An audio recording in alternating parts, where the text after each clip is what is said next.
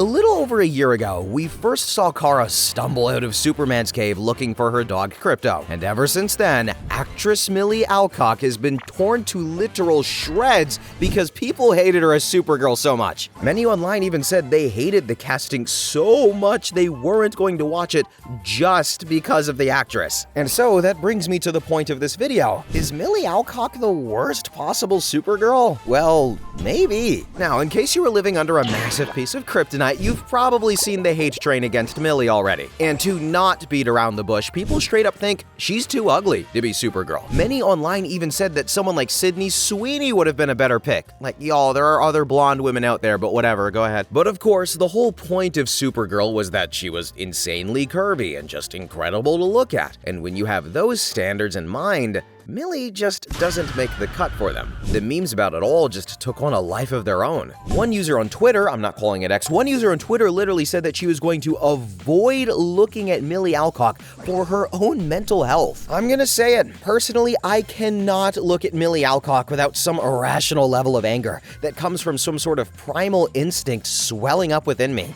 It is in the best interest of my mental health to just avoid seeing her at all costs. This has nothing to do with her as a person. She could be an entirely lovely person. I'm not sure she is though, and I would still feel this way. And another user called her hideous. She is a hideous looking woman, and there's no reason to pretend otherwise. It's weird seeing a celebrity that doesn't have perfect teeth these days. But what people like these forget is that this isn't the first time Millie has been in a major franchise. When she was first cast as young Rhaenyra in HBO's House of the Dragon, she was exposed to the same kind of comments, and with that, developed a thick skin to deal with all of it. In an interview with Variety, she said, "Simply existing as a woman in that space is something that people comment on. We have become very comfortable having this weird ownership of women's bodies. I guess women know that this is just how it's always been, unfortunately. And it's from a lot of people whose profiles have no photo, who are burner accounts, or someone's name and then dad of 4 Christian, which is hilarious to me. But I mean, whose opinion do you really care about? If you're pissing the right kind of people off, you're doing okay." And guys, I mean, is she wrong though?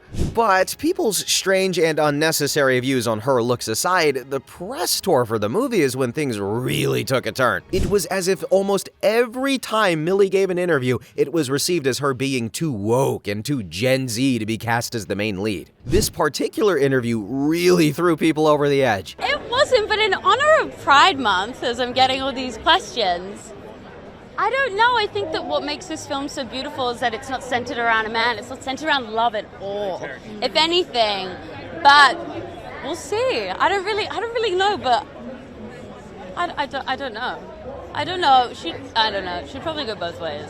It took everyone back to Rachel Ziegler, how she destroyed the press tour for Snow White to the point that the movie had to be released much later than it was supposed to. She's not going to be saved by the prince, and she's not going to be dreaming about true love. She's dreaming about becoming the leader she knows she can be. How dare they not need a male lead to move the story along? But it wasn't just that though. There are also comparisons between Millie and Zendaya, specifically about how serious they seem to be taking the responsibility that comes with their roles. Zendaya has always been on point in her press tours. Her themed outfits know no bounds, and that's exactly how she was during the press tour for both Spider-Man and The Odyssey. But Millie, on the other hand, said that she's the complete opposite type of person. She had to show up. She had to show up. Another thing that I thought, I didn't know if you were gonna go full on theme for this press tour. I'm not a theme girl. You did one sweater. I did a sweater. You did the sweater. Chanel. It felt like the only time that I should wear that sweater. And that is a sweater that exists for anyone to buy? Yeah, they won't give it to me. My stylist was like, surely they'll give you like the Supergirl sweater. Nope. Chanel. And Miu Miu. And they made a bag as well. They made a Supergirl bag. Because I think, A$AP Rocky wore it before me, the week before me. So did it cross your mind to do a themed thing? I was kind of like, I don't want to do that. I think it's important for me, especially because I'm quite early out in my, like Supergirl is my first film. What do you think of the trend of the theme? Now I feel like everyone is doing it. I don't like it. Yeah. Each to their own, you do you. Yeah. But personally, I wouldn't do it. And there's also the fact that she just didn't seem like she even wanted the spotlight. I'm so fucking sick of myself. Can I swear? Yes. Okay. I'm so sick of myself. Like, people are always so interesting. I'm only so interesting to myself, let alone other people. Oh my God, I'm so sick of my face. And I really hate attention. So this is just like really bad. You made some bad career really choices. Bad career choice. I didn't think I would make it, you know? Like, actors notoriously is an incredibly difficult competitive industry. Yeah. I didn't think I would be successful. But guys, what put people really over the edge was how drunk she seemed at the Golden Globes while she was on stage. Hollywood Foreign Press, thank you very much. HBO, who kind of entrusted us with a Golden Goose. Hope it was worth it. And blimey, here goes the music. Millie Alcohol, am I right? At the same time though, that one instance might have just proved that she was the right pick for Supergirl after all. James Gunn saw this and said, there she is. That's my Supergirl. That was her Supergirl audition. All of this though brings me finally to the movie itself. As someone who grew up watching Melissa Benoist as Supergirl, I didn't know how it would be to see a super drunk, reckless, and messy version of Supergirl, especially without Mon-El. People loyal to the comics also had a similar concern. Now look, movie adaptations have notoriously failed when it comes to staying true to the source material, so the concern, it's real, and I'm just gonna say it, James Gunn and DC Studios overall took quite a few creative liberties with the concept overall. And maybe that might have something to do with why the movie is sitting at 56% certified rotten. Firstly though, guys, in the comics, the entire story is told from Ruthie's eyes. She is the narrator, the one who hires her for help. Through her eyes, Supergirl is a goddess that can save her. But the movie is from Supergirl's perspective instead. Now, for me, that doesn't make that much of a difference because with the bar scene of her getting Ruthie's sword back and all the other times she swooped in to save her just in time, we did get an outsider perspective of all of it. This does not look like this is gonna end well for you guys.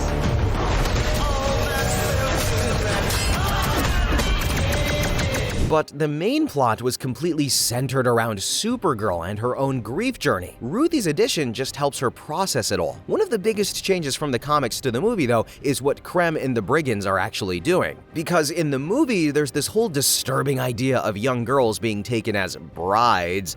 And basically, the Brigands, they're not just random space pirates. That would be too simple. Instead, they're tied to this much darker trafficking angle, where girls are being captured, controlled, and treated like property. And that changes the story almost immediately, because now Krem is not just Ruthie's personal villain. He's not just the man who ruined one girl's life. He becomes the face of something much bigger and uglier. He represents an entire system of men using power to prey on vulnerable girls. So when Kara goes after him, there are two questions on the table. Should Ruthie get revenge for her father? But more importantly, how far should Kara go to stop someone this evil? And y'all, that is where the movie starts to drift away from the comic. Because in the comic, the story is much more personal. Krem murders Ruthie's father, and Ruthie wants him dead. That's the emotional core. A child loses her parent, her whole world collapses, and she becomes obsessed with revenge. So Ruthie finds Kara and basically tries to turn her into a weapon. But the comic is not really about Krem being the worst monster in the universe. He's terrible, sure,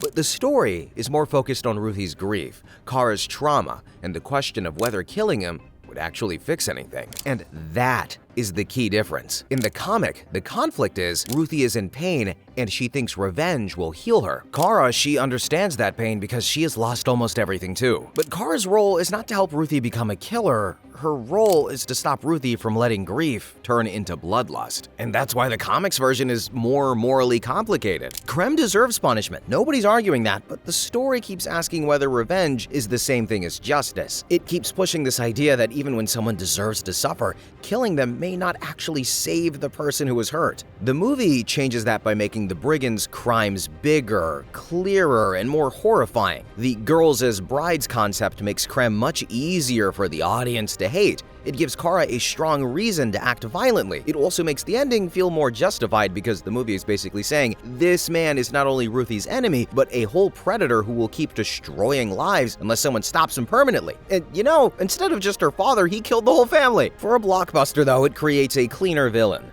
The audience does not have to sit there wondering if Krem deserves mercy. The movie makes it very clear. This guy is disgusting, he is dangerous, and he's beyond saving. But this also softens one of the comic's sharpest ideas. In the comic, Kara's restraints matter because the story separates punishment from revenge. Krem can be guilty, cruel, and deserving of consequences, but that still does not mean Ruthie has to carry the weight of killing him. That is the emotional line Kara is trying to hold. And in the comic, Krem does not just walk away either. He is punished for being sent to the Phantom Zone for 300 years. Then, the story jumps far into the future, when Ruthie is an old woman and she sees him again after that sentence has passed. So, the comic does not avoid consequences, it just refuses to make revenge the solution. But since this is the first Supergirl movie, they were of course not going to do that yet, so they made him a bigger threat to the universe. And at that point, revenge starts to look less like revenge and more like justice. The comic makes you sit with the uncomfortable idea that even justified anger can destroy the person holding onto it. The movie gives Kara a cleaner reason to end Krem permanently, while also protecting Ruthie in the process, and this was one of the biggest changes. Then Krypto gets hurt in both the comic and the movie. However, we don't get Comet the Super Horse in the movie, but you know, 2 CGI animals to care about may have been too much for the studios, so I'm not mad at it. Despite that though, we still get to see them traveling by space bus because Krem stole Kara's ship, and Kara is still weakened after the red sun. The whole setup of her losing her timer and then having to travel closer to a yellow sun so her powers fully kick in and take down the thieves was a great watch. Let's get to it. Tell me where to find Krem. Plus, it gave the 2 characters a more natural arc to becoming friends. But that brings me to the next big problem, Lobo. See you, tits.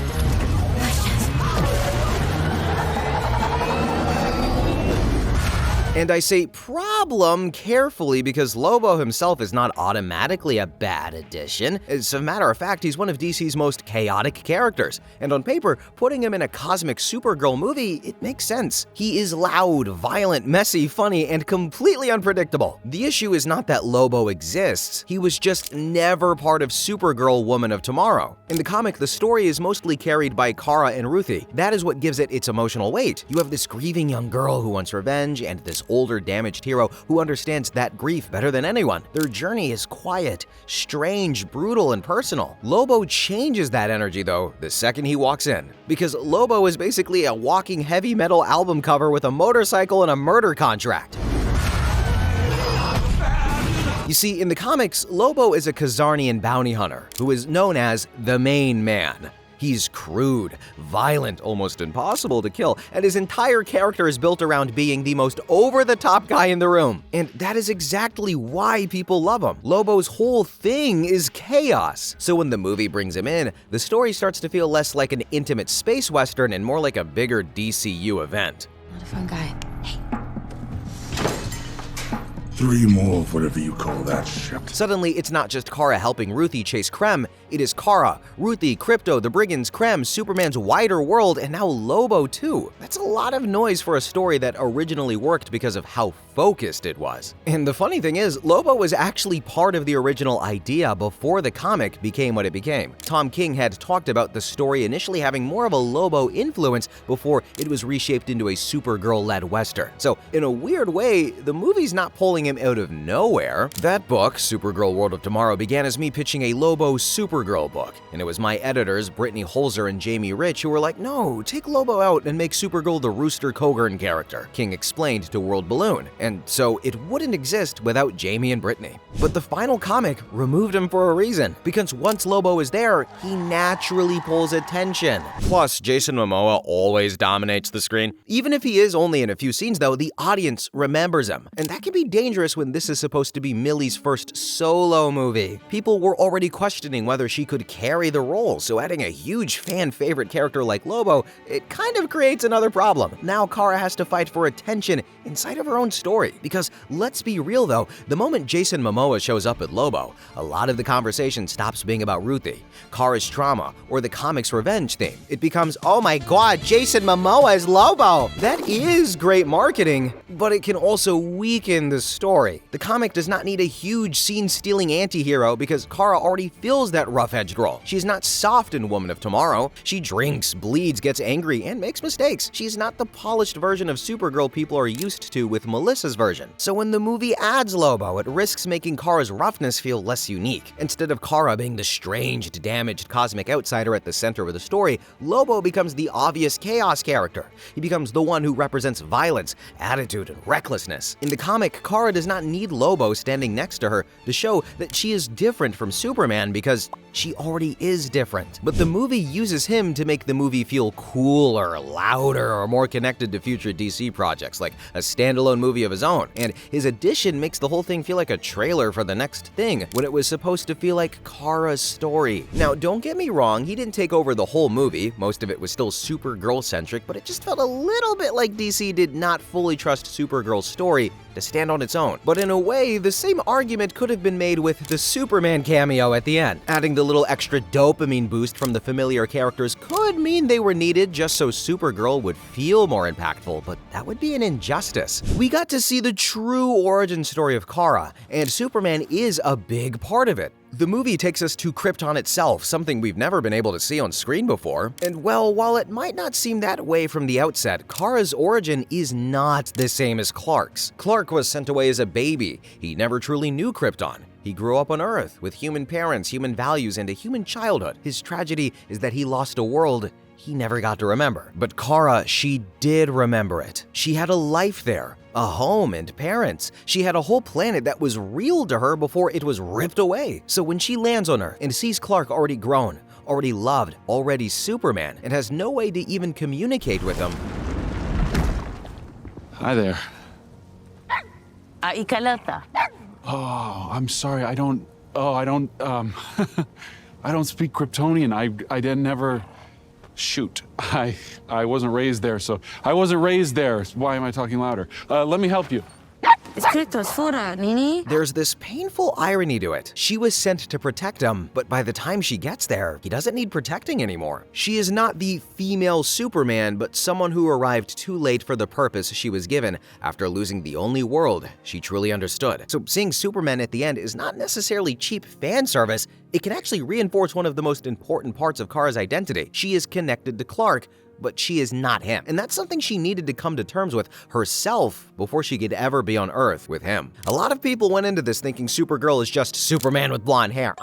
But Kara's pain is sharper. She is more displaced and remembers what Clark can only inherit through stories and symbols. And maybe that is where some of the hate actually has substance. The movie was carrying the pressure of being more than just one character's story. It had to be a Kara's origin story, along with a Woman of Tomorrow adaptation, prove Supergirl could leave a movie, connect to Superman, introduce Lobo, and set up where DC might be going next. That becomes even clearer since Millie has already confirmed to be in Man of Tomorrow next year. DC boss says Supergirl will return in Superman sequel Man of Tomorrow. She's a major part of what we're doing. But when people say the movie felt a little crowded, I get it. Because even when Kara is technically still the center, the franchise machinery is always standing right behind her. The problem is when every cameo, setup, and familiar face starts making Kara's movie feel like it needs backup, because she never actually needed it in the first place. The best argument for Millie Alcock as Supergirl was already in the movie itself. Kara standing there as someone broken, angry, exhausted, and still choosing to save people anyway. Unlike Superman, who tries to balance the regular guy life with that of a superhero, Kara is somehow both at once. And so I pass the question off to you. Was Millie Alcock the worst choice for Supergirl, or did the plans for the future of the franchise fail her instead? And also, really quick, if you'd like to listen to this video while you pretend to work, ignore your family, drive through school zones, well, I've got great news for you, because we're on Spotify. You know what Spotify is. Check out the link below in the description and take a listen. Thank you guys all so much for watching, commenting, and have a good one. Bye-bye!